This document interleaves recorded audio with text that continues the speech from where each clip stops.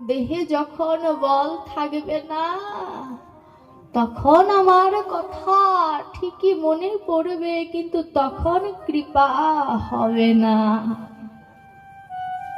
শাস্ত্র বলছে, শিশু বয়সে কৃষ্ণ ভজে, কৃষ্ণ পাওয়ার আসে।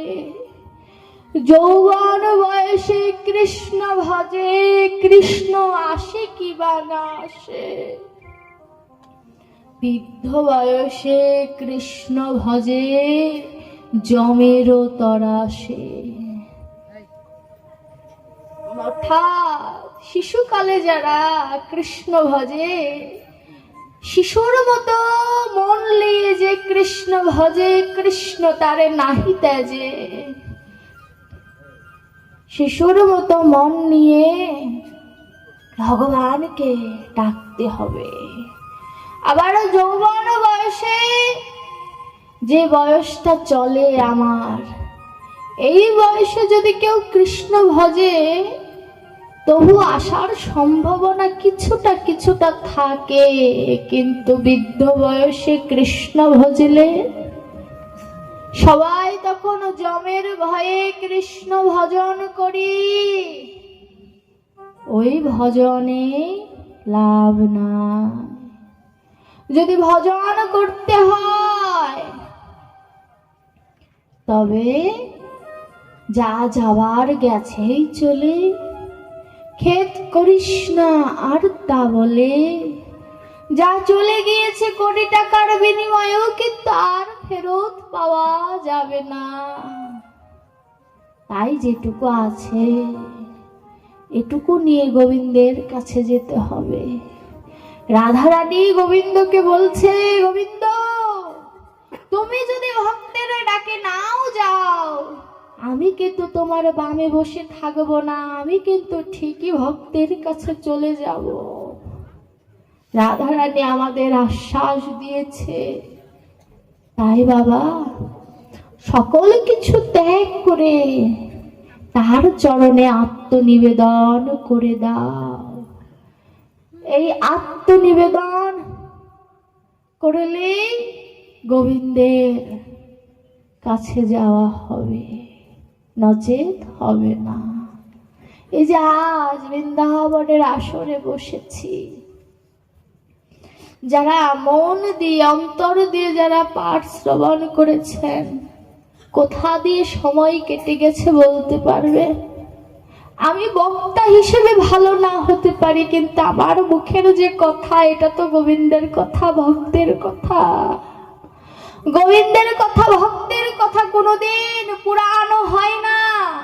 নবীন কিশোরের কথা নবীনই থাকে, নতুনই থাকে সর্বদা। যারা মূর্খ তারা বলে যে তো পুরাতন কথা। পুরাণ বলে কোনো কথা নাই সনাতনের মধ্যে। যা পুরাণ তাই নব, নতুন রূপে সঞ্চারিত হয়। তাই ধর্মের প্রতি বিশ্বাস রাখতে হবে, বেদের প্রতি বিশ্বাস রাখতে হবে, গীতার প্রতি বিশ্বাস রাখতে হবে। বেদে যার বিশ্বাস আছে তার ভগবানের প্রতি বিশ্বাস আছে। যার গীতার প্রতি বিশ্বাস আছে তার ভগবানের প্রতি বিশ্বাস আছে। যার ভাগবতের প্রতি বিশ্বাস আছে তার ভগবানের প্রতি বিশ্বাস আছে। যার নাই সে এখনো এই পথে আসতে পারে নাই। ভজন জিনিসটা মুখের কথা নয়, মুখের কথায় হয় না ভজন। ওরে পাপিষ্ঠের দল, ভজন ভজন করো সবাই, ভজন কাহাকে বলে জানো কি তা মন? এত সহজ নয়। ভজন করি ভজন করি এটা বলাও অপরাধ। ডক্টর মহানামৃত যে বলছে, গোপনে যে গোবিন্দ ভজে সেই তো গোপী। এত শাস্ত্র লিখেছে, এত লেখক, কোন বইয়ে পাবেন কোন ভজনের দ্বারা গোপী গোবিন্দ পেল, কোন ডাকে গোবিন্দকে পেল?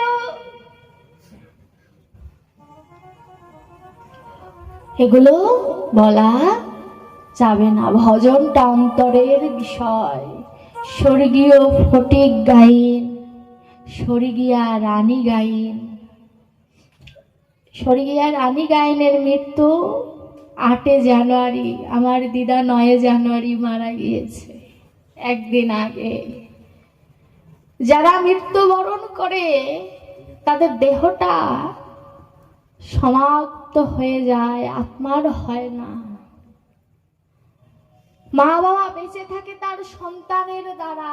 সন্তান যদি কৃষ্ণ ভক্ত হয় তবে এই নববৃন্দাবন সাজানো কিন্তু সম্ভব। অর্থ থাকলে কোনোদিন বৃন্দাবন সাজানো যায় না। অর্থ অনেকেরই থাকে, অনেকে বৃন্দাবন সাজানোর সাহসই পায় না। আবার অনেকের অর্থ থাকে না, মন থাকে, ওই মনের জোরে তারা বৃন্দাবন সাজিয়ে ফেলেন।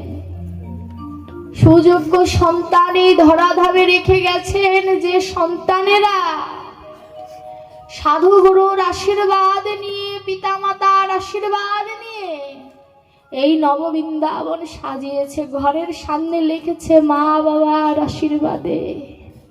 আমি আমার বয়সে এমন লেখা কোথাও দেখি নাই। এই সন্তানদের আশীর্বাদ করবেন। যে সন্তান তার পিতা মাতার আদর্শ মনে রাখতে পারে, তার ভেতরে ধর্মের ত্রুটি থাকতে পারে না।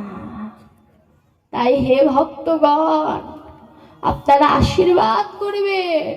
এই বছরের ন্যায় প্রতি বছর বছর যেন এমন করে সাধুর বৃন্দাবন তৈরি করতে পারে আপনাদের আশীর্বাদ নিয়ে। তার পিতা মাতার জন্য আশীর্বাদ করবেন। তারাও যেন গোবিন্দের চরণ লাভ করে, এটা সর্বদা আশীর্বাদ করবেন। রাত গভীর হয়েছে, আঙ্কেল মহোদয় বলেছে বিশ্রামে রেখে দেওয়ার জন্য। দেখুন এত অগণিত ভক্ত, আমার মোটেও মন চাচ্ছে না বিশ্রাম দিয়ে দিতে। আপনাদের ভেতরে যে শোনার অপেক্ষা, এই যে বলবো, এটা যে শোনার যে আশা, সব জায়গায় এটা পাই না। আপনারা সবাই অনেক মরমী শ্রোতা। শ্রোতা এক প্রকার আর মরমী শ্রোতা আরেক প্রকার। যারা মরমী হয় তারা গোবিন্দ বিনা আন জানে না তারা। হে ভক্তগণ, সনাতনের প্রতি যেন সবার বিশ্বাস থাকে। বিশ্বাসটা যেন বিলুপ্ত না হয়। নিজের সন্তানদের জাগরণ ঘটা। এই যে আজ আমি এই আসনে বসেছি, আমার মা বাবার আশীর্বাদ। সবাইকে যে বসতে হবে এমনটা নয়।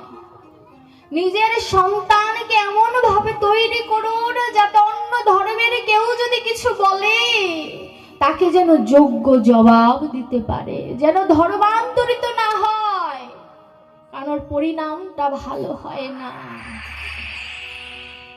আর নিজের ঘরে যদি মেয়ে থাকে, আমরা সবাই মেয়েকে ঘরে আটকিয়ে রাখি, ছেলেকে বাহিরে বের করে দেই। ভুল। মেয়ের দিকে যদি নজর থাকে 50%, ছেলের দিকে নজর রাখবেন 100%। কারণ ছেলেদের খারাপ হতে সময় লাগে না। ছেলে মানুষের, এরা হচ্ছে দুরন্ত ঘোড়ার মতো, এদের লাগামে রাখা কঠিন। তাই ছোটবেলা থেকে এমন করে মানুষ করুন যাতে অন্য কারোর দিকে খারাপ নজরে যেন তাকাতে না পারে।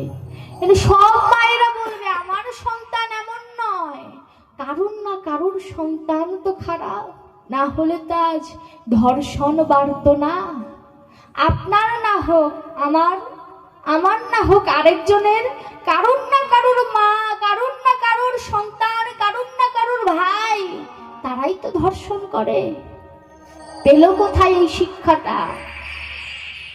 বাবা মার ভালোবাসা স্নেহ থাকবে, শাসনও থাকতে হবে। পরে হাহাকার করে লাভ নাই। জীবনটা বড় কষ্টের। এই জীবনটা কষ্টের। কখন কষ্টের জানেন? এই দেহটা পাওয়ার পরেও পূর্ণাঙ্গ ভজন যদি না হয়। আজই এর জন্য আপনারা সবাই নিজেদের দিকে লক্ষ্য রাখবেন, সবাই ভজনে থাকবেন। আগামীকালকে থেকে কীর্তন শুরু, আপনারা সবাই শ্রবণ করবেন।